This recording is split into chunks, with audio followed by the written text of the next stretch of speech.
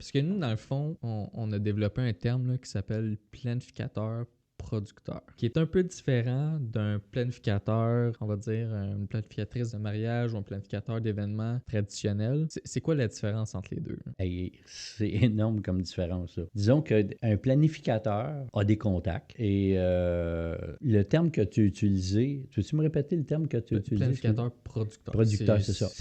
C'est qu'en fait, ben pour moi, il y a une grande différence. C'est-à-dire que le planificateur, lui, a des contacts et il va plus utiliser les contacts du client qu'il a trouvé sur Pinterest ou sur Internet ou son oncle, sa tante ou whatever. Et puis, il va produire exactement ce que le client veut avoir, mais sans vraiment de contact. Alors, il est un peu l'intermédiaire, il négociera pas vraiment les prix, c'est pas vraiment quelqu'un, ça peut être un excellent planificateur, mais c'est pas vraiment une personne qui va vivre l'événement au niveau personnel avec le client. Il va le produire. Un planificateur, dans notre cas, moi je considère qu'on fait, sans prétention encore, mais de la vraie planification, c'est-à-dire que là, nous, on va maximiser le service avec toute l'expérience qu'on a au niveau de chacun des contacts. Parce qu'exemple, que ce soit un photographe, un traiteur, on a déjà des prix déjà établis, on sait quoi, comment faire, on a déjà des barèmes, quel type de traiteur aller chercher pour le type d'événement que le client va avoir. Puis par la suite, on va aussi le coordonner, ce que souvent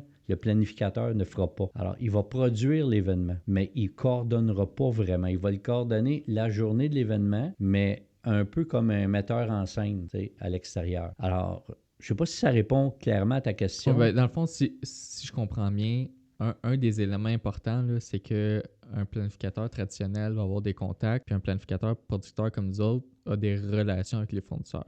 Puis un Exactement. autre point aussi, c'est que les relations qu'on a, c'est des ententes qu'on a développées avec eux à travers le temps. Puis ça nous amène aussi d'avoir, comme j'ai dit tantôt, un meilleur rapport qualité-prix. Absolument. Puis si on revient aussi à l'élément du blog d'heure que tu parlais tantôt pour nos services, un des avantages aussi de faire affaire avec nous, c'est qu'une partie des escomptes ou des ententes qu'on a, on est capable de redonner une partie de ces Totalement. rabais-là au client qui va couvrir, dépendant de la grosseur de l'événement, une grande partie, la totalité de nos frais ou même plus. Fait que des fois, il y a dans certains cas, surtout si c'est des événements un petit peu plus gros, nos services vont revenir gratuits aux clients parce qu'on est capable de leur donner des rabais sur tous les partenaires qu'on amène sur l'événement. Mhm. Si je peux faire un peu de millage avec ce que tu dis, c'est totalement vrai. Pour donner un exemple, sans un exemple précis, là, mais disons, nous, avec les contacts et l'expérience qu'on a, même si le client nous dit « je voudrais faire affaire avec tel fournisseur », on connaît la game. Alors, quand on va contacter ce fournisseur-là,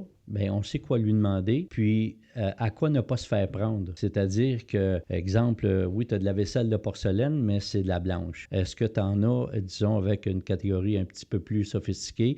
Je veux pas des ustensiles en stainless ordinaire. Est-ce que tu en as de la gaule, ainsi de suite et tout ça? Quand on va voir tout ça, ben là, on est en mesure de ne pas aller chercher de surplus. On va l'avoir inclus dans le coût. Alors, souvent, ben pas souvent, la majorité, je ne peux pas dire à 100%, mais on va dire un pourcentage très, très élevé, c'est que ça va être très bénéfique pour le client. Parce qu'en plus de ne pas s'en occuper, ben on est allé négocier avec notre expérience. Et puis on sait exactement sur quoi les négocier. Exactement, on sait sur quoi aller négocier. Fait que tout ça pour dire que c'est extrêmement important de faire affaire avec un planificateur comme nous pour qu'on puisse, tu sais, ça a l'air pratiquement d'une infopub ce que je dis là, mais c'est pas le cas, c'est une réalité. Faites l'exercice pour le fun, vous allez voir, vous allez être très surpris. C'est ultra important d'avoir un planificateur puis lui donner un mandat.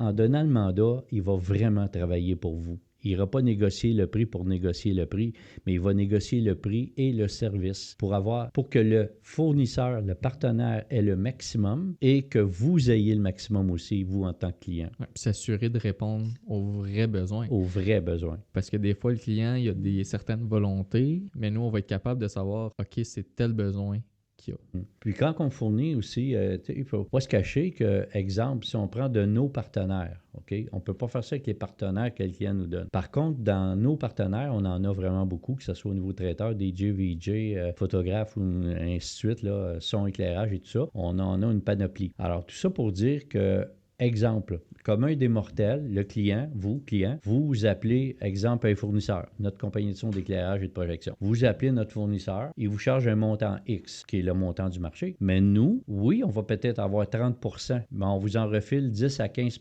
Donc, si vous appelez, ça vous coûte 1000 puis si nous, on l'a, ben, on s'en occupe nous-mêmes, ben, vous allez avoir plus de services avec de la qualité. On le coordonne totalement.